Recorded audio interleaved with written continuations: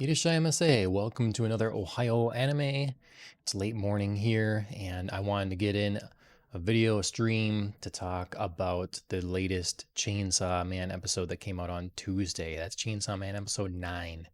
So that's what we're going to be talking about in just a little bit. It's going to be a little shorter episode than normal because I really want to get into that. But just before we do, I'm going to talk about, we're going to do a Webtoon. I know it's anime adjacent that I just started that seems maybe interesting. And then we're going to do a poll. Last week we tried to do a poll or a quiz rather, and it ended up being a poll. So try a quiz. And then we're going to talk about Chainsaw Man episode 9. All right. So starting off with the Webtoon recommendation, I've been reading, on and off Webtoons, trying to find ones that are really good. Right early on, I sort of likened Webtoons to like the mobile space for games. You had manga and comics that would be the, you know, I don't want to say anything too bad about it, but like the the hardcore gaming version would be manga because long an industry that's been going for a long time, a lot of talented people there, a lot of great stories. It's a machine that works. But webtoons are coming around. There's a lot more creativity there as well, and so I've been trying to find what those are. Some things I've really liked would be solo leveling, which isn't a surprise to anyone, and then maybe meant to be. That's those two have been great. So another one I've just found now is this one called Crimson Heart, and it's only 3 episodes available right now, 0 through 2, and its art is pretty good. The initial story is intriguing, so I'll read the kind of synopsis here. The Unknown, a magical land teeming with blue fireflies and refugia, a highly controlled city completely walled off from magic. One day, inquisitive girls from refugia discover a mysterious old book and a red necklace in a library. Without knowing what is in their possession, they curiously follow the blue butterflies out of the city, crossing barriers that no one has ever crossed before. With the help of legendary Crimson Heart and a mysterious message, break the curse of Blue Firefly Island. They venture deeper into the unknown, uncovering the secret of refugia and the truth behind the blue fireflies. What lies ahead for the girls from refugia? So I don't know, caught my attention. It's new, so there's just a few available. I think you can fast pass to more episodes right now. So if you're interested, that's available on Webtoon, and it has some sort of connection with my favorite K-pop group, the Seraphim. I don't know what if they helped write it or with concepts, or I have no idea. So we'll see if that pans out and um, becomes something good and something worth pursuing. And then let me know in the comments if you'd like, if you read webtoons, if you want to read manga, if you don't read any of it, and if you're interested in me including that in this, or if it's not adjacent enough for you, it's not close enough related. So we'll move on now to taking a poll. I keep saying that. Keep it taking a quiz, being we're covering Chainsaw Man. We're going to do a Chainsaw Man one. And thanks again to Crunchyroll for offering these. They're fun. I feel like they're better versions of, the what used to always go around on MySpace or something. So, anyways, which Chainsaw Man character are you? We've waited a long time for the unique characters of Tatsuki Fujimoto's manga, Chainsaw Man, to finally come to life with an anime series, and it's high time to find out which character you are with our quiz. All right, so everybody should go and do this themselves as well, but I'm going to try to answer it here. Would you help anyone in need? All right. It's the question. Would you help anyone in need? Only women, children, and animals? Nah, I don't care about others. Absolutely every life is precious. Can I eat them myself afterwards? Hmm. Well, this is obviously, um, not probably meant to think too deeply about any of these, but um, it's an interesting batch. I would definitely go between absolutely every life is precious and only women, children, and animals. One of those two. It depends on their circumstance, but really, if you're within the bounds to help someone that's in serious danger, it should be anyone. So, um, who would you choose as a partner? Denji, Himeno, Puchita, Aki, Makima, Power. Well, it's a fun question. Um, well, I'm not gay, so I'm not going to choose Denji or Aki. So if I'm taking this as myself here, uh, Puchita is a fun answer because he's so cute, and if you just want a friendly pet, um, and a great companion, so he'd be in the running. Um, Power, no, I am actually wearing a Power shirt right now. It's like icedteaesthetics.com or something like that is where I got it. So I have some really cool shirts, but so Power is a cool character thus far, but to this point, she's shown to be, obviously incredibly self-interested and not, dependable in any real sense. So we'll talk about that when we get into um, the latest coverage of episode 9 here and stuff. Makima is awesome, and we saw some more of her in episode 9, which is really cool. I like Makima a lot. I just at this point, me being a person that's only watched the anime and only what's available now, of course, she is too mysterious. Like, I feel like there is more to her. Um, so I couldn't, you know, say yes, partner, when I have Himino sitting here because Himino, though, maybe drinks too much. Um, Seems like a very caring person, very devoted to her work, very devoted to her partner, and and kind and silly as well. So it would definitely be between Puchita and Himeno for me, and yeah, I guess I'll choose Himeno. What do you fear the most? Devils, losing the ones I love, losing control, disappointing others. Well, not devils, because I don't exactly believe that's true. Let's see. What else? Losing the ones I love, losing control. We all have to accept that there's some semblance of things that we don't have control over. So not that. Disappointing others. That's good, but we also have to be able to understand that we will disappoint others. You have to have your own standards and understand when disappointing others is motivating and when it's necessary, and worrying about otherwise is going to be harmful. So definitely losing the ones I love. What is your weapon of choice? Let's see. So sword, knife, nail, axe, gun, devil's power. Well, there's lots of varying degrees of coolness to these different things.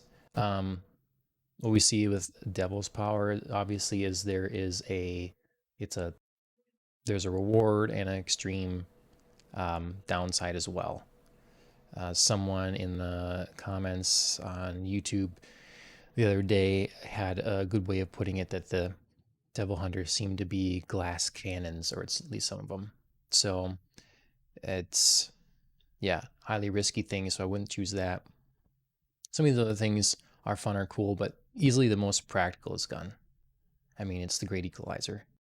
So if you're going to pick a weapon that you want to be effective out of this, it's going to be a gun. Do you give up easily? Yes, when I know I've lost. Nope, I fight to the bitter end. Hmm. Well, easily is an interesting way to say it because if you know you've lost, is that easy? And nope, I fight to the bitter end. Hmm. It, it depends on the circumstance. Like the image you're showing here is obviously a life or death sort of thing. So you better hope that you're fighting to the bitter end. If you are playing a game, well, you might as well see the game to the end. Why not? It's a game. It's whatever. Um, I think the only answer you really can do is you fight to the bitter end, though I think that depends on the situation we're talking about here. If it's a serious thing, it has to be your choice, right? Or at least that's what you have to aspire to. What's your dream? To live a peaceful life and surround myself with people I love, to support my family, to be understood by others, avenging the death of my family. I just want to touch some boobs. Nice. Um, Dream. Well, in the sense of dream being used as an aspiration, I suppose. Um, hmm, I hope I never have to avenge the death of my family. Um, I hope that's the case. I don't have to do that. Touching boobs, that's good. Like literal dream, just like having a dream, but not, I think, probably in the sense that they mean here. Um, Live a peaceful life and surround myself with people I love. That's the right way to do it, right? You know, to support my family, of course, but you know, your dream, live a peaceful life. Going with that. What's your favorite movie genre? Comedy, romance, horror, sci-fi, action. Hmm. Well, I'm gonna say in general at this point, it's probably gonna be sci-fi. Because a lot of sci-fi involves a lot of action. Sci-fi is action is broad. Obviously, it can cover a lot of different things, but it's not the action that makes it good. I think it's often the sci-fi. It's the thoughts behind it. It's the something unique. That's probably my answer. Horror is good, but there's so much bad horror too. Comedy, there hasn't been a lot of great comedies for a long time, so not that. Romance, no, despite exceptions, So yeah, sci-fi. What would you do if you encountered a devil? Well, run as fast as I can. Wait for precise instructions from whom? Blank question there. I try to enter a contract with the devil. Use another person as a distraction for the devil. Throw myself at them and tear them to pieces. Well, if we're encountering a devil in the context of this world that we know they exist and we'd see them and all that sort of thing, um, you're probably best to go the other way, to run. Um, Throw myself at them and tear them to pieces would be very dependent. You want to do stuff in self-defense, not not otherwise. And I think this show will likely continue to show that it's not like all one-sided, all devils are the worst sort of thing. Very few things do that because it's not a particularly great message to be like, you know, this group of things that can help what they are is all bad. So run as fast as I can is a choice. Which devil would you make a contract with?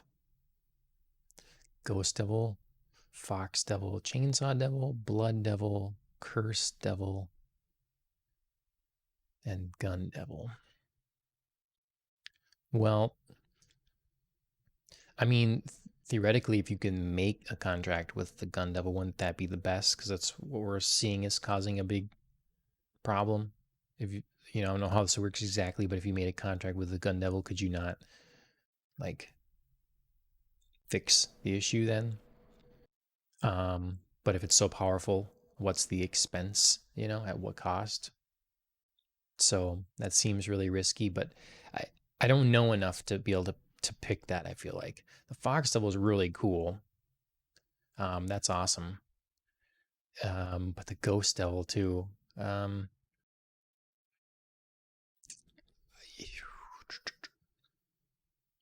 I am a fan of Himeno's powers, so I think I'm going to go with that.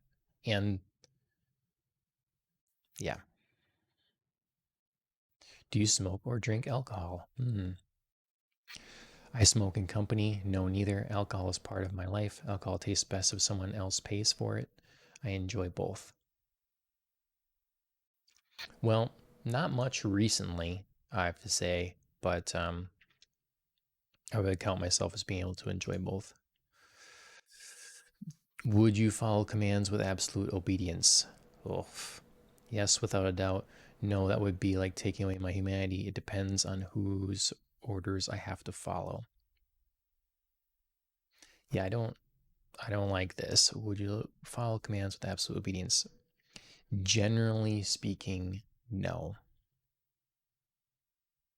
Generally speaking, no. Situationally, yes. But I'm gonna go no. Oh, I want to have my partner be myself. Perfect. You are Himino. You're always trying to be cheerful, even though you have an extremely pessimistic worldview, just like Himino. No matter how stressful the situation is, you're always calm and collected, acting as the tower of strength for your friends and teammates. You carry out your duties with efficient precision and help those around you, making a more than valued person, making you a more than valued person among others. But be careful that this good nature doesn't become your undoing. All right, there it is. Everybody else, you should also go ahead and take this quiz at Crunchyroll. Let me know who you got and if you agree or not, or if you're happy with the uh, the answer. Let's see. Okay, we're going to switch to the final topic here now. Um,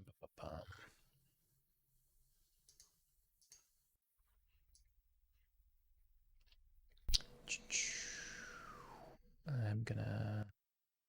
I need to move this here. Okay. All right.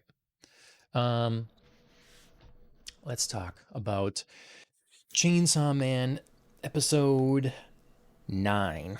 Cover 8 and all of it potentially, but specifically 9 we'll get into, and we're going to talk spoilers about it. So if you haven't seen the latest episode of Chainsaw Man, be wary.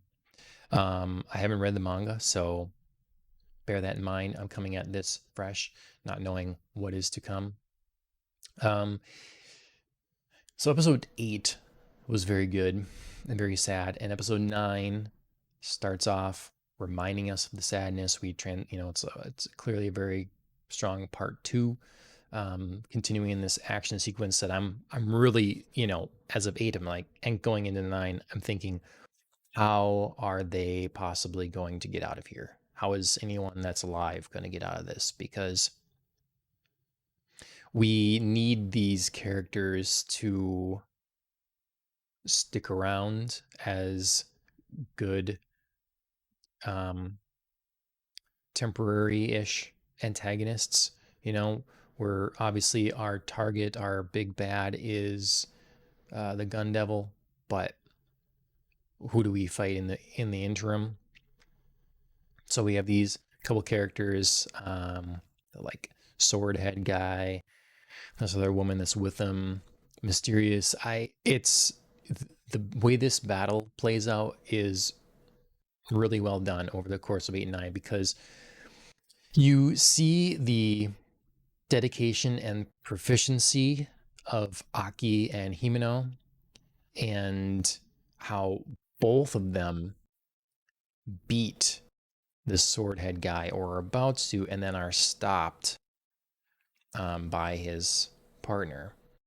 And so you have these moments of, you go back and forth between these moments of hopefulness to like crushing defeat. And it does a good job of displaying the prowess of our team, whilst also setting up, hey, we have a really big threat here that is kind of a level unlike we're used to dealing with.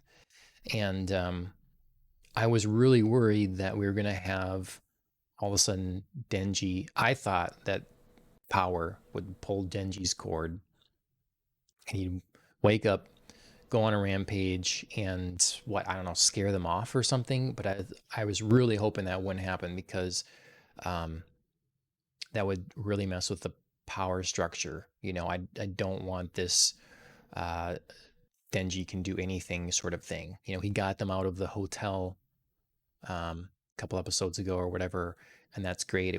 It played to his strengths and his powers, but we need a greater threat and something for Denji to be pushing for, and know that he has to do better and be better.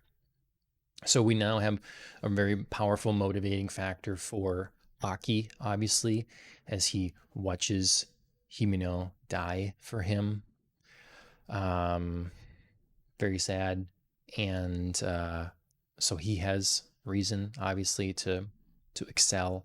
We don't, we saw him bleeding out. I'm sure he's going to live. So we'll see how that happens exactly. But Power took off. So that was unexpected, though makes sense. I should have seen that coming, I guess. But again, I thought she would be the one to pull Denji's cord. Instead, we get like the remaining, what I guess was the remaining last little bit of Himeno's ghost hand. Now, if anyone knows this, if there's some context in the manga and you're aware, you can let me know of this. Like, if we know that that was like, was there any sort of element of control by Himeno, like a spiritual thing to pull that, like like a last ditch effort sort of thing? Or was that the ghost that Himeno had a contract with, that was like looking for, hey, live there so you may carry out a vengeance for me? Or if there's any extra context for that, that'd be interesting to know. So that was unexpected and cool. And then, he's awake, and we get a really cool battle, a great song to play with it. It's a great moment, but we see the power discrepancy, and it goes how I would want it to go. It was great. Not how I expected it to go, but I thought a great way for it to go, where he is thinks he has maybe the upper hand.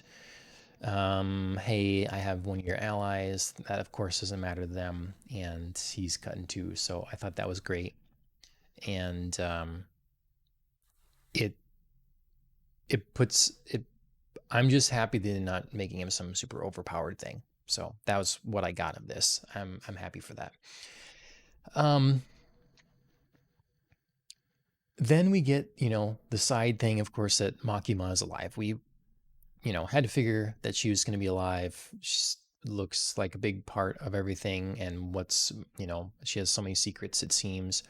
So getting to see, like, again, shifting the power dynamic, how we had put things in place, like, okay, sword guy and his partner, particularly his partner there, are very strong. They're going to take down so many devil hunters here and stuff. And then they're about to get away with Denji, and Makima somehow has lived. She put these large, clearly not gunshot wound holes through her assailants on the train.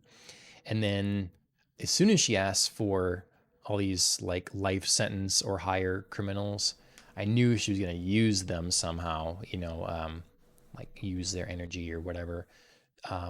And it was done in a very cool way, and I loved seeing the fear on our new antagonists, the fear from them, and like, how can we stop this? We can't stop this. We don't know what this is exactly, but they did guess that it was Makima. I thought that was a well done way to scare them off. And then, of course, unexpected like arrival of Kobeni. Uh, let's see. I have her last name pulled up here. Let's see. Kobeni Higashiyama, and she's been useless up to this point. She's been crying and stuff. Tried to kill Denji. She clearly is like mentally can't handle this, but we see now why she got the job. You know, she is capable. So that was a surprise and cool, fun moment for her to be the last sort of element to chase them off. You know, you have these people not knowing, am I going to be splatted next? How is this power working? Can we escape with Denji quickly? And then kind of the final straw is, hey, we're getting attacked by one guy is weakened, and so it was well done. Like, there's lots of ways this could have played out that I wouldn't have bought how this unfolded, and I thought it unfolded in a both surprising, uh, realistic, and satisfying way. So I think that's a difficult thing to do, and I'm pretty surprised they managed to achieve it. We still, of course, have questions about Makima's power. Why couldn't she pop our two main antagonists? Did she just not know their name? Are they a little too powerful? This only works on, uh, I don't know. Don't know. Was she too weak? I'd like to know what the thing is there. Hopefully, we'll find out going forward. And then we get some more reservations from Devil Hunters and stuff like that. And it'd be interesting to see what the team looks like. We're combining units, divisions now and stuff. What the team is going to look like now that Himino is gone. It's so sad. Like, again, I really liked Himino, and it's like a lot of other stories. They build up someone that maybe you think you'd be able to count on or is there, and then use that person as a motivating factor for characters to continue on and push forward. So ultimately, it'll probably be a good story move, but at the moment, it's sad. So I think it was a great episode. Both these episodes back to back. I'd mentioned in the last episode how I don't know if the show's going to live up to the hype, but I'm really enjoying it now. It's really hitting a stride. I'm liking the characters. I'm liking the action. It's been well handled. End credit scene. It's fun that they're always changing. This was a good end credit scene as well. So we got two that are dealing with Himeno. I'm glad she got more than one or whatever, and it was yeah, it looked cool. The song was good, so they really just seemed to me to be firing on all cylinders. So that has been Chainsaw Man episode 9. Please leave comments wherever you find this. Let me know what you think of this episode, how it went for you, and what you've been thinking of the show thus far. Please subscribe, like the channel, leave comments, leave reviews, all that sort of thing. Be much appreciated. Our regular show, Popcast on the Rocks, weekly. That's in podcast form or whatever. You can find all our stuff under Popcast on the Rocks on Twitter and YouTube and everything. So be sure to subscribe for everything. Otherwise, that's been another episode of Ohio Anime, and we will see you next time.